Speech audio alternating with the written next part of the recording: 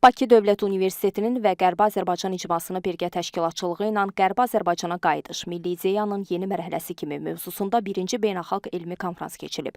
Konfransda çıxış edən Bakı Dövlət Universitetinin rektoru Elçin Babayev Qərbi Azərbaycana qayıdışın tarixi, hüquqi, siyasi, mədəni və sosiofəlsəfi aspektləri, regional sülh və təhlükəsizlik baxımından əhəmiyyətini qeyd edib. Rektor qeyd edib ki, Qərbi Azərbaycana qayıdış konsepsiyası milli ideyanın inkişaf mərhələsi kimi beynəlxalq hüquq normaları kontekstində qiymətləndirilir. Müxtəlif aspektlərdən tədqiqatların aparılmasına böyük üstünlük veririk. Bu məqsədlə Bakı Dövlət Universitetində Qərbi Azərbaycan Araşdırmaları Mərkəzi açılmışdır. Bir neçə istiqamətdə tədqiqatlar aparılır, çünki bu cür problemlərin bir çox sualları da həmişə qarşımızda durur. Bu qayıdış necə baş tutacaqdır, mülkiyyət hüququ, ləyaqətli qayıdış hüququ və digər hüquqlar və bunların araşdırılması üçün təbii ki, biz də kadrlar hazırlamalıyıq. Daha sonra çıxış edən Qərbi Azərbaycan icmasının sədri Əziz Ələkbərli, Qərbi Azərbaycanlıların öz doğma torpaqlarına qayıdışının tarixi ədalətin bərpası baxımından mühüm əhəmiyyət daşıdığını bildirib.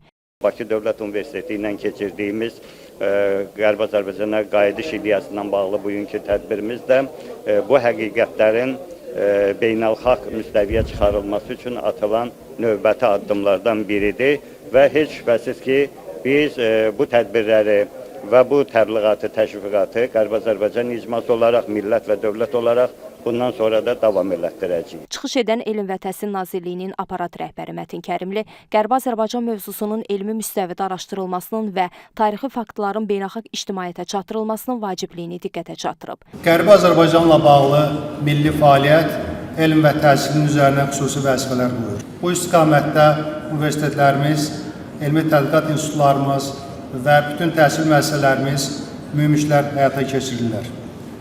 Mən xüsusilə ötən illər ərzində Elm və Təhsil Nazirliyinin Qərbi Azərbaycan icması ilə birlikdə həyata keçirdiyi olimpiyadaları qeyd etmək istərdim.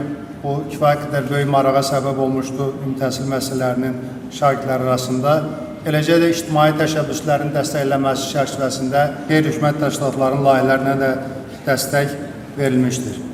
Hesab edirik ki, Qərbi Azərbaycan konsepsiyasının icrası ali təhsil müəssisələrində Qərbi Azərbaycan tarixinin, həqiqətlərin təbliği, bununla bağlı resursların artırılmasını tələb edir. Konfrans öz işini panel iclaslarla davam etdirib.